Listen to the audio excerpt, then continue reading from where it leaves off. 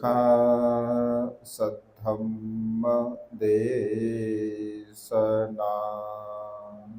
सुखा संघ सामग्री समगानं तपो सुखो विश्ववंदनीय विश्वशांतीदूत प्रज्ञाशील समाधीचे उद्गाता महान करुणावान करुणेचा सागर तथागत सम्यक संबुद्ध तथागतांचा पावन पवित्र सद्धम्म, त्या सद्धम्माचा सातत्याने प्रचार आणि प्रसार करणारा सदा पूजनीय भिक्खू संघ, बुद्ध धम्म आणि संघ या महान तीन रत्नाची आम्हा सर्वांना माहिती करून देणारे, आम्हा सर्वांचा आधारस्तंभ, भारतीय घटनेचे शिल्पकार बोधिसत्व गुणोपेतांग डॉक्टर बाबासाहेब आंबेडकर यांच्या धम्मक्रांतीमध्ये शेवटच्या श्वासापर्यंत समर्पित राहतो.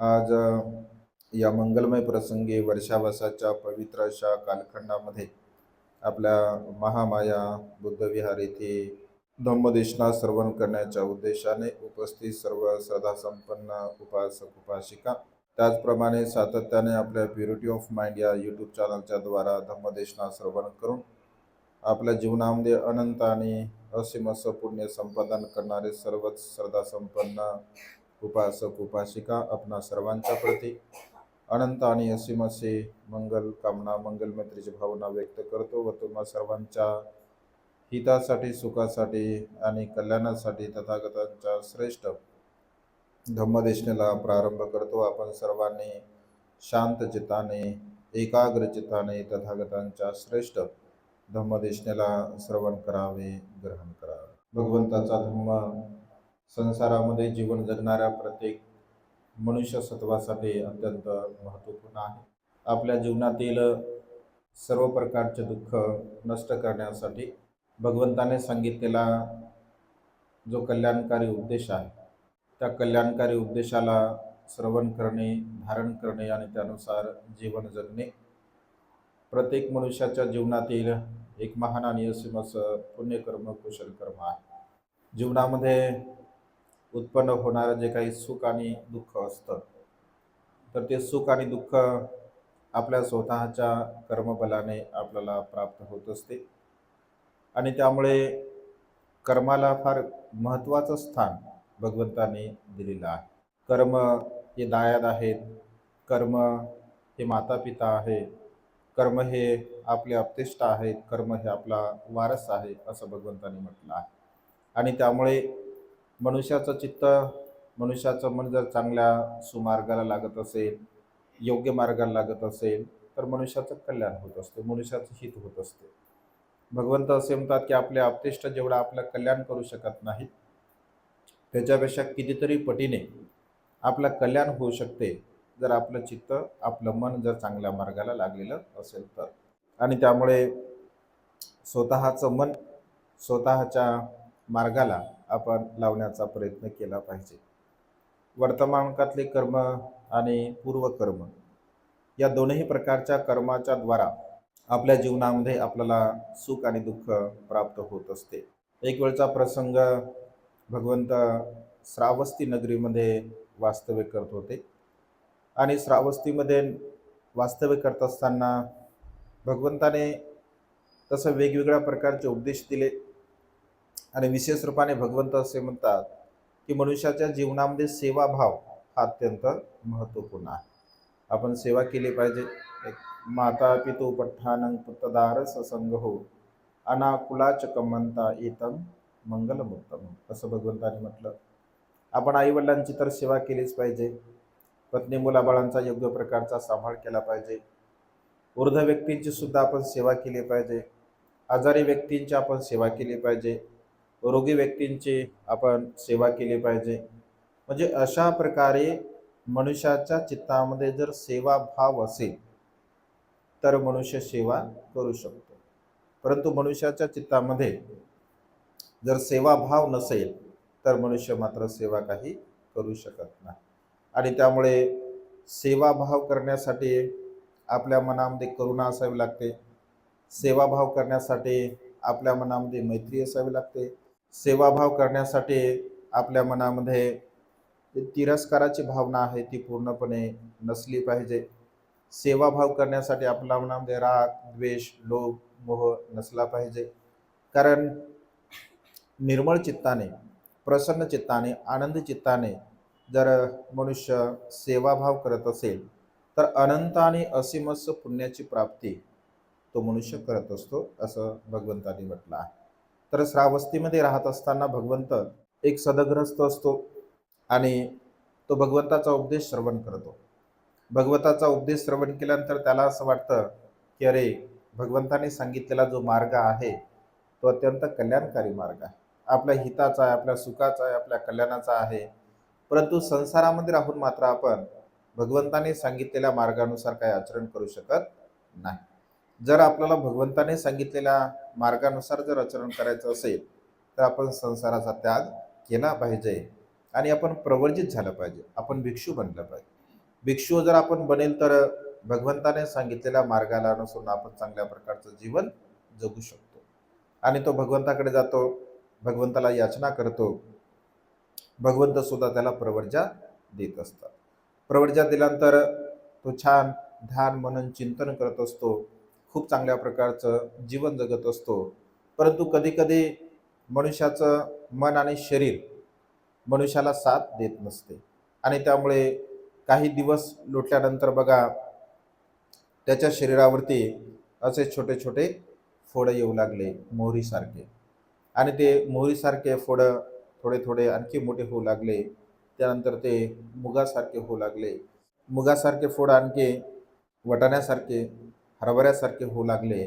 आणि अशा पद्धतीने ते फोडं फुटून तिथे वर्ण म्हणजे तयार झाले होते आणि त्यामुळे त्याचं शरीर पूर्णपणे असं विद्रूप दिसू लागलं. मग कधी कधी ते अधिक अधिक होऊ लागले, ऐक ना, त्यामधून कधी कधी रक्त येत असे, कधी पू येत असे. आणि अशा पद्धतीने बघा तो दुर्गंधयुक्त जीवन जगू लागला. सुरुवातीला काही नवख्या भिक्षूंनी त्याची सेवा केली. त्यांना असं वाटलं, कारण भगवंतांनी सांगितलं की भिक्षूंनो, तुमचे माता पिता तुमच्यापासून दूर आहे, तुमचे अपतेष्ट तुमच्यापासून दूर आहे, तर तुम्ही एकमेकांची सेवा केली पाहिजे, एकमेकांना तुम्ही मदत केली पाहिजे, एकमेकांचे तुम्ही माता पिता झाले पाहिजे, एकमेकांचे तुम्ही बहीण भाऊ झाले पाहिजे, एकमेकांचे तुम्ही मित्र असले पाहिजे, कल्याण मित्र असले पाहिजे. आणि त्यामुळे काही भिक्षू मात्र त्याची सेवा करू लागले.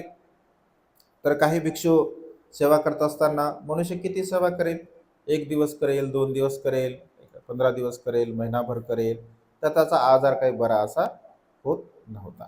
आणि त्यामुळे मग काही भिक्षूने बघा सेवा करणं सोडून दिलं. आणि सेवा करणं सोडून दिल्यामुळे मग अधिक दुर्गंधी तिथे पसरू लागली. भगवंताची विशेषता असते, भगवंत सकाळच्या प्रहरी या संपूर्ण ब्रह्मांडाचं अवलोकन करत असतात. म्हणजे आज कोण धम्मश्रवण करू शकतो, आज कोण दुःखी आहे, कोण कष्टी आहे, आज कोणाला भगवंताची गरज आहे, अशा पद्धतीने भगवंत जाणत असत.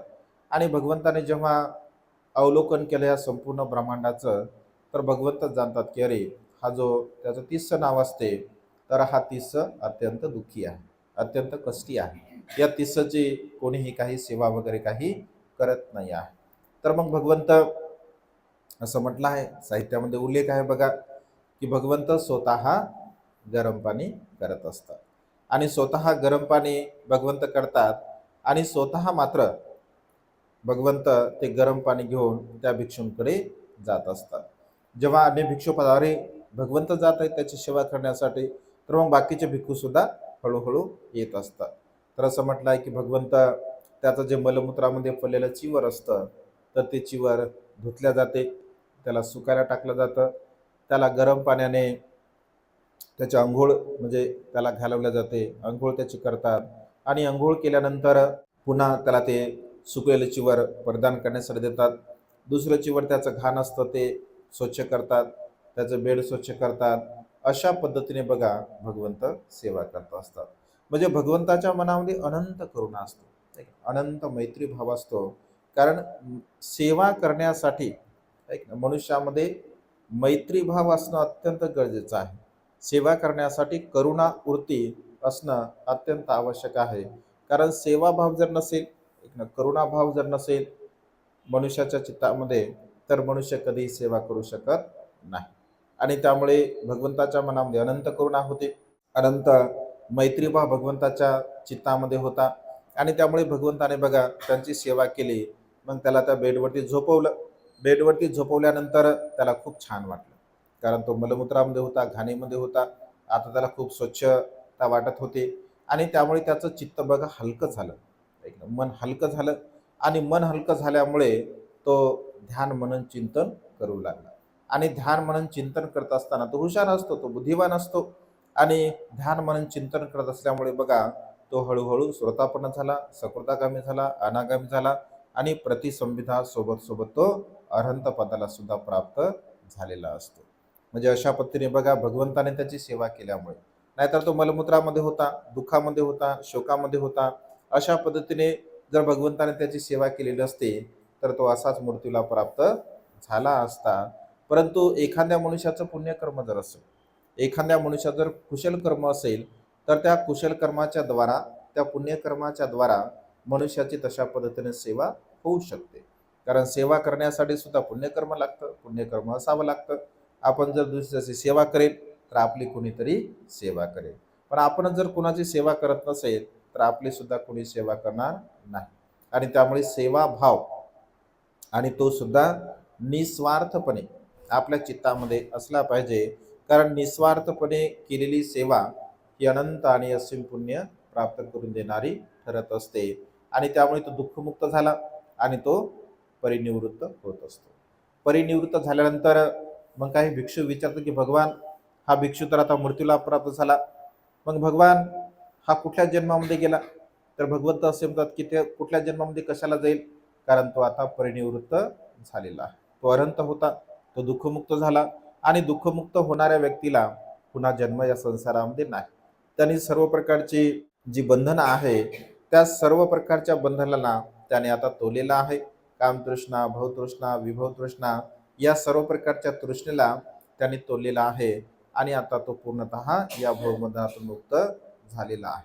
पण असं झाल्यानंतर मग काही भिक्खूंच्या मनामध्ये शंका उत्पन्न होते, काही प्रश्न निर्माण होतात. तर भिक्षू म्हणतात की भगवान, हा जर समजा अरहंत होणारा होता, याला अरहंताचा आश्रयस्थान होता, ते जर दुःखमुक्त होणार होते, तर भगवान एवढे मोठे यांचे हाल का झाले? कारण त्याचं जे शरीर आहे, म्हणजे शरीरावरती वर्ण तर पडतच होते, परंतु बसल्या बसल्या त्यांचे, तर त्याच्या शरीरावरती वर्ण तर होतेच होते, परंतु बसल्या बसल्या बघा त्याच्या शरीराचे हाडं सुद्धा मोडत असत. म्हणजे एवढे शरीराचे त्याच्या हाडं मोडत की त्या शरीराचा प्रत्यक्ष असा आवाज येत असे. आणि मग भिक्षूंना असं वाटायचं की अरे, बसल्या बसल्या या भिक्षूंच्या शरीराचे हाडं का मोडत आहे? साहजिक आहे, प्रश्न उत्पन्न होऊ शकतो. आणि त्यामुळे ती गोष्ट ते भगवंताला सांगतात की भगवान, त्याची तर बसल्या बसल्या हाडं मोडत होते, तो मलमूत्रामध्ये पडत होता, एवढा दुःखी होता, एवढा कष्टी होता भगवान, तरी सुद्धा तो अरहंतपदाला प्राप्त झाला, तरी सुद्धा तो दुःखमुक्त झाला. तर भगवान असं नेमकं काय कर्म होतं? एखादा मनुष्य जर दुःखमुक्त होऊ शकतो, अरहंत होऊ शकतो, तर मग अशा प्रकारचं दुःख त्याने का भोगलं? नेमकं काय कारण होतं की एवढं दुःख त्याने भोगलं? त्याचे हाडं सुद्धा मोडत होते आणि तो अरहंत पण झाला. भगवान असं काय कर्म होतं? कारण कर्म हे मनुष्याच्या जीवनामध्ये अत्यंत महत्वपूर्ण आहे असं भगवंताने म्हटलं आहे. कर्म जशा प्रकारचे मनुष्य करत असतो, वर्तमान काळातल्या कर्माचा विपाक आणि पूर्वजन्माच्या कर्माचा विपाक मनुष्याला प्राप्त होत असतो. कधी कधी वर्तमान काळातले कर्म आपले असतात, कधी कधी आपले पूर्वकर्म सुद्धा असतात. आणि त्यामुळे दोन्ही प्रकारचे कर्म आपल्या जीवनामध्ये बघा अत्यंत महत्वपूर्ण असतात. तर असं जेव्हा भिक्षू विचारतात, तर भगवंत सांगते, भिक्षूंनो, आता वर्तमान काळामध्ये त्याने खूप चांगल्या प्रकारचं कर्म केलं आहे. कारण तो त्याच्या त्याच्या मनामध्ये बुद्धाप्रती श्रद्धा होती, धम्माप्रती श्रद्धा होती, संघाप्रती श्रद्धा होती. आणि तीन रत्नांच्या प्रती त्याच्या मनामध्ये श्रद्धा असल्यामुळे तो ध्यान मनन चिंतन करत होता. तो सिलवान होता, गुणवान होता, सदाचारी होता. आणि वर्तमान काळ त्यांनी खूप चांगल्या प्रकारचे कर्म केल्यामुळे आणि पूर्व त्याचं पुण्य असल्यामुळे तो अरहंत पदाला प्राप्त झाला. तर भगवंत म्हणतात की हे तर, इतर भिक्षू म्हणतात की भगवान, हे तर आम्ही जाणत आहोत की तो अरहंत झाला, पण त्याची अवस्था अशी का झाली, याचं काय कारण आहे? तर पूर्वजन्माची भगवंत त्याची कथा सांगत असतात. तर पूर्वजन्मामध्ये भगवंत असे म्हणतात की भिक्षूंनो, हा एक शिकारी असतो. पूर्वजन्मामध्ये हा एक शिकारी असतो, म्हणजे पारधी असतो. आणि शिकारी असल्यामुळे तो शिकार करत असतो आणि छोटे छोटे पक्षी तो पकडून आणत असतो. तर पकडून आणल्यानंतर तो पक्षी तो विकत असे आणि त्या पक्षाच्या द्वारा आपली उपजीविका तो करत असे. कधी कधी त्याला अधिक पक्षी सापडायचे, तर मग त्या दिवशी काय तेवढे पक्षी विकत नसत, पण पक्षी मग उडून जाऊ नये त्यासाठी तो त्या पक्ष्यांची पायाची हाडं हाताने मोडत असे, त्यांच्या पंखाची हाडं सुद्धा तो मोडत असे. आणि मग पंखाची हाडं मोडल्यामुळे, पायाची हाडं मोडल्यामुळे साहजिक ते पक्षी काय उडू शकत नव्हते आणि उडाले तरी सुद्धा अधिक पर्यंत वेळापर्यंत पळू शकत नव्हते. आणि त्यामुळे दुसऱ्या दिवशी तो पक्षी विकत असे. अशा पद्धतीने एक दिवस नव्हे, 2 दिवस नव्हे, तर अनेक वर्षापर्यंत त्याने हे कर्म केलेलं आहे. एकदा त्याला खूप सारे पक्षी मिळतात आणि खूप सारे पक्षी मिळाल्यानंतर तो विकतो सुद्धा. आणि त्याला असं वाटतं की चला आता आपण विकले, स्वतःसाठी सुद्धा आपण काहीतरी भाजी बनवली पाहिजे. तर स्वतःसाठी तो अत्यंत स्वादिष्ट त्याची भाजी बनवत असतो. आणि स्वतःसाठी भाजी बनवल्यानंतर आता तो भोजन करणार, तेवढ्या क्षणामध्ये दारावरून एक भिक्षू जात असतात. दारावरून भिक्षू जात असताना तो पाहतो भिक्षूंना.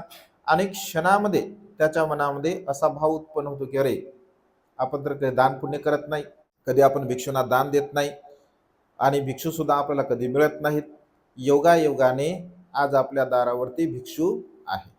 योगायोगाने आपण भोजन सुद्धा बनवलेलं आहे.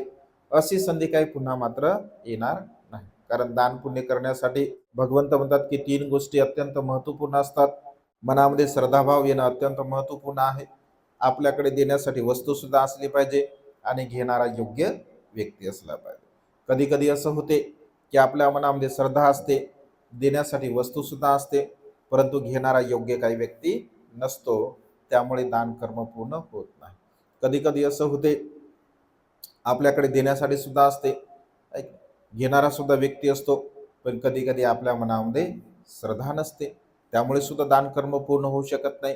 कधी कधी असंही होतं आपल्या मनामध्ये श्रद्धा सुद्धा असते, देण्यास म्हणजे घेणारा व्यक्ती सुद्धा असतो, परंतु देण्यासाठी आपल्याकडे काही वस्तू नसते, तेव्हा सुद्धा दान कर्म पूर्ण होऊ शकत नाही. आणि त्यामुळे कोणत्याही प्रकारचं दान पूर्ण होण्यासाठी देण्यासाठी वस्तू असावी लागते, घेणारा व्यक्ती असावा लागतं आणि आपल्या मनामध्ये श्रद्धाभाव असावा लागतो.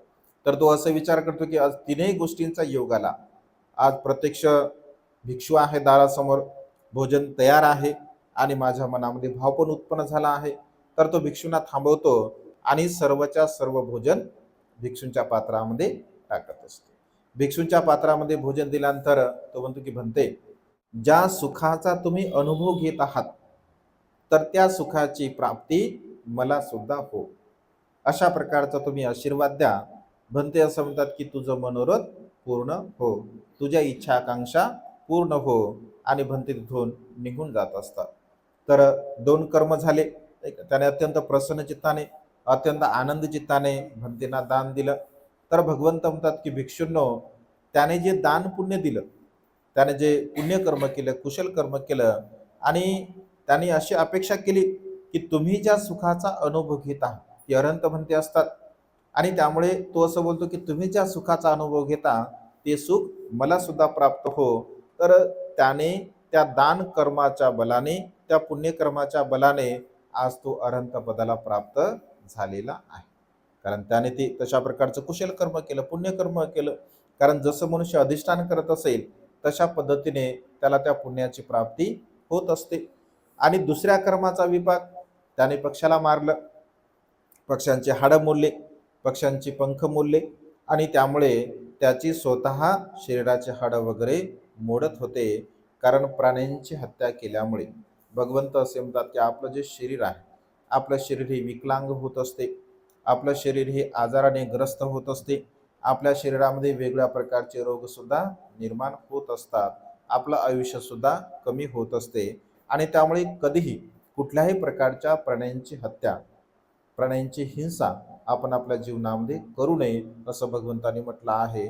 म्हणजे दोनही प्रकारच्या कर्माचा विपाक भगवंत भिक्षूंना सांगताना बोलतात की भिक्षूंनो, त्याने कुशल कर्म केलं, पुण्यकर्म केलं, त्या कुशल कर्माचा त्या पुण्यकर्माचा त्याला परिणाम भोगावा लागला.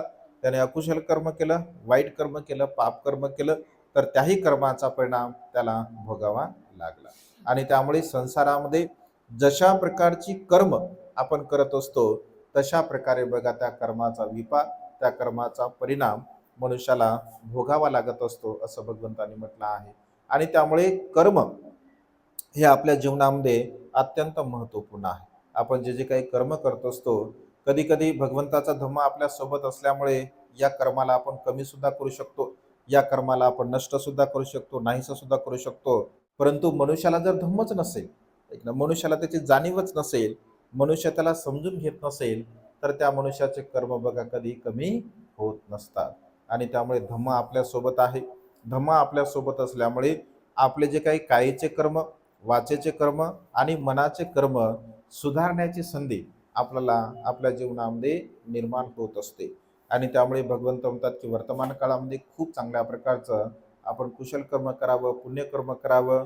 पूर्वकर्मामध्ये किंवा पूर्वजन्मामध्ये जे जे काही कर्म झाले असतील तर ते तर आपण पाहत नाही, परंतु वर्तमान काळामध्ये आत्ता सध्या जे जे काही कर्म आपण करत असतो त्या वर्तमान काळच्या कर्माच्या आधाराने आपण आपल्या जीवनामध्ये खूप चांगल्या प्रकारचं कर्म केलं पाहिजे. कारण आपण जशा प्रकारचे कर्म करतो, जशा प्रकारचे परिश्रम करत असतो, तशा पद्धतीने त्याचा विपाक, त्याचा परिणाम आपल्या जीवनामध्ये आपल्याला प्राप्त होत असतो. आणि त्यामुळे सद्गुण आपण आपल्या मनामध्ये निर्माण केले पाहिजे.